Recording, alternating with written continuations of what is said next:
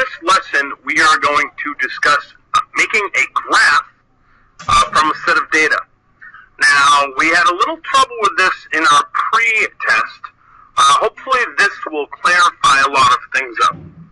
So let's get started. First, we have our data set right here. We have our volume and our mass. Now, we have these different points, and they are correlated. So 2 milliliters has a mass of 5 grams. 4 milliliters has a mass of 10 grams. You might even be able to see some of the relationships or correlation there, but that will become more apparent later. First off, let's start with making a scale. And what we're really doing is we're finding an amount per unit.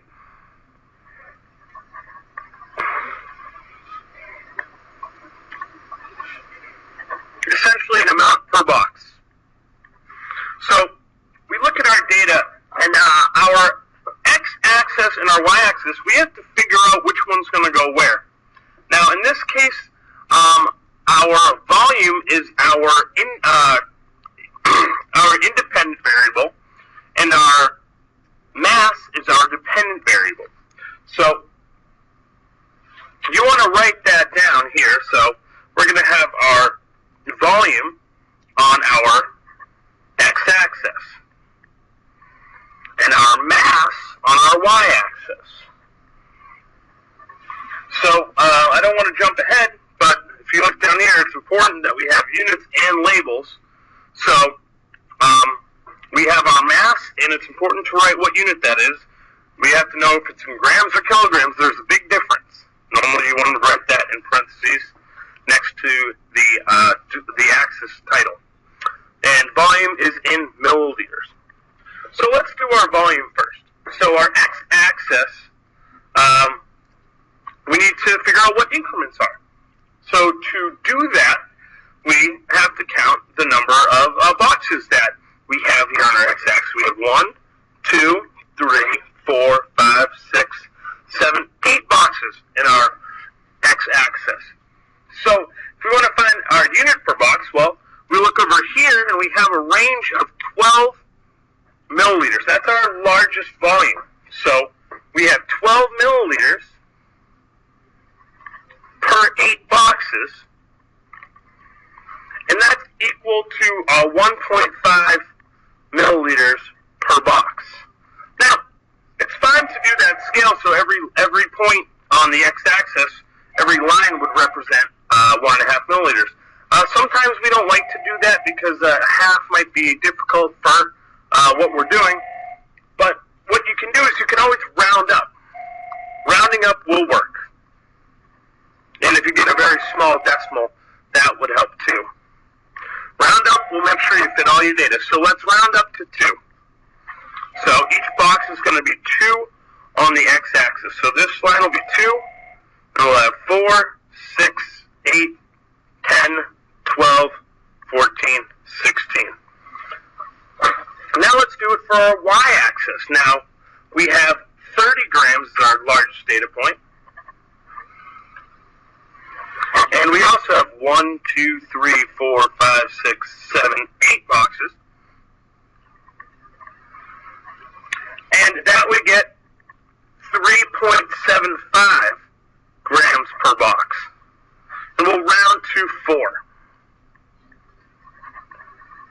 So each box is worth 4 grams. So that'll be 4, 8, 12, 16, 20, 24, 28, and 32.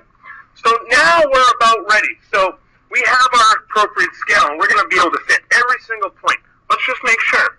Do I have any points above 32 in my mass? Nope, my highest point is 30.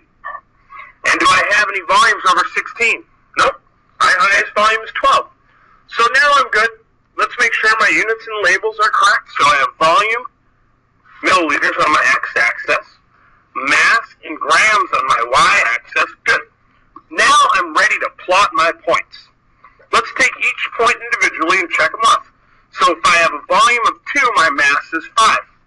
So let's go here and find on my x-axis, my volume axis. In this case, it means something. We'll have 2. And then we'll go up to our mass and see, well, you could even, sometimes you can make, if you have a bigger graph, it might be easier, but it's okay to just do a little bit of estimation here, you know? So right in the middle of 4 and 8 would be 6. So 5 would be a quarter of the way up that line. So there's going to be a point right there. Our next point we have here is 4 milliliters. So 4 milliliters has a mass of 10, so we'll go down to find 4 milliliters, and then we'll put that right here where 10 would be, right in the middle of 8 and 12 on that y-axis.